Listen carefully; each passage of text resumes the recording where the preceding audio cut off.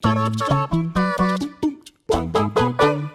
guys, Jules here for WhatCulture.com, and I want to talk to you today about manipulation. It's something that happens often, sometimes without us knowing it. Advertising, delegation, when your uncle gets out the nipple clamps, it's everywhere, including video games, but it's not always a bad thing. The core principles of a video game are entertainment. By using a controller or even our own bodies, video games allow us a sense of immersion into deep worlds beyond our reality and its rules. Yet the question arises, how do you keep players invested? How do you make sure your game stays in the mainstream eye? Well, let's have a chat, shall we? With this in mind, I'm Jules for WhatCulture.com with a little video essay on clever ways developers manipulate video game players.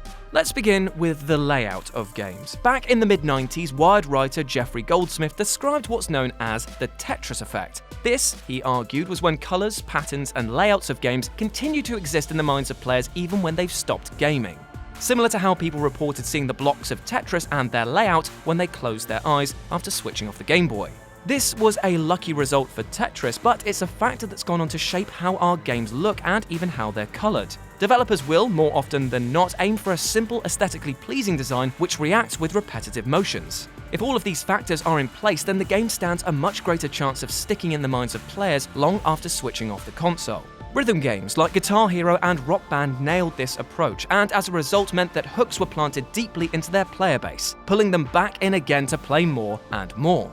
However, while you can nail the aesthetics, that's nothing if the gameplay is utter garbage. So developers have to be creative in getting you addicted. And it starts, scarily enough, much like how a drug dealer would hope to get you hooked, with a free sample and a big win.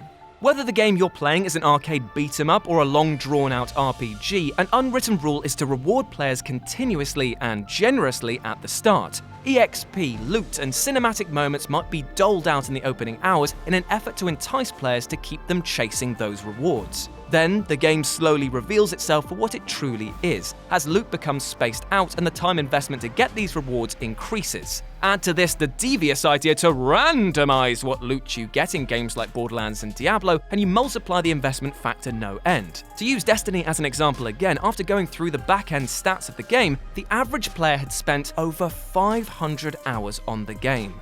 500 hours. That is ridiculous when you think about it. That's enough time to pleasure one of your mothers, go on a 17-day cruise to Hawaii, come back and give another one of your mothers a different type of lay. There's my one per editorial. To put it simply, without knowing it, gamers have placed themselves into a gameplay spiral, chasing rewards and chances to get rare gear, all because of that sweet hit of sugar they got at the beginning.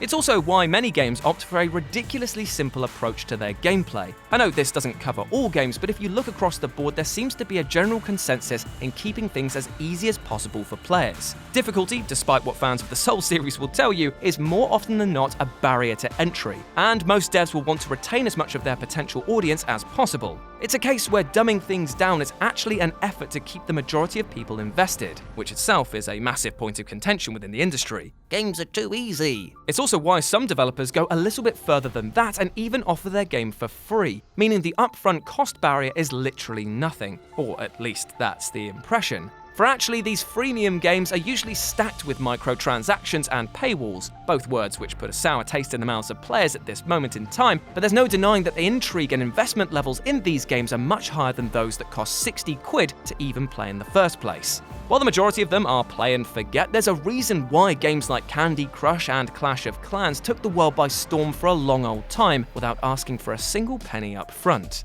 But what about failure? What if your players simply can't muster up the skill to breeze through your game? Surely defeat is a turn-off to a game and you'll see your base shrink. Well, not if you're clever about it. Instantaneous replay is a brilliant example of when a developer throws you back into the game before you've even had time to soak up the defeat. It takes an already established idea, the countdown continues screen, and boils it down to its essence. While the countdown was designed to persuade players to pump in the quarters, this isn't the case in this day and age, so an instant restart that puts you right back into the challenge means that you keep your investment high. Super Meat Boy and Trials HD are great examples of this. Finally, we come to an aspect that you might not first think of when loading up a single-player game: the illusion of socialization. Humans, at their core, are social creatures, and we reflect that desire in our gaming. MMORPGs, online shooters, and multiplayer games in general often top the most sold list. However, just because you've got a single-player game doesn't mean that you can't adhere to this yearning for interaction.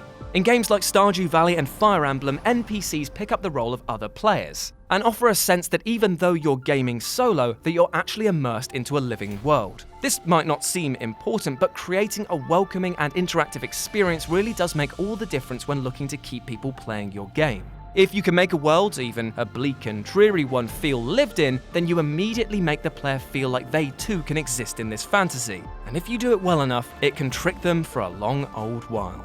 And there we have it, some clever little tricks that developers use to keep you playing games. If you like this little video essay, then let me know, as I've got tons more to share. Before you go, hit me up on Twitter at RetroJ with a 0, as well as the main gaming account here. As always, I've been Jules, you've been awesome, and I'll speak to you soon.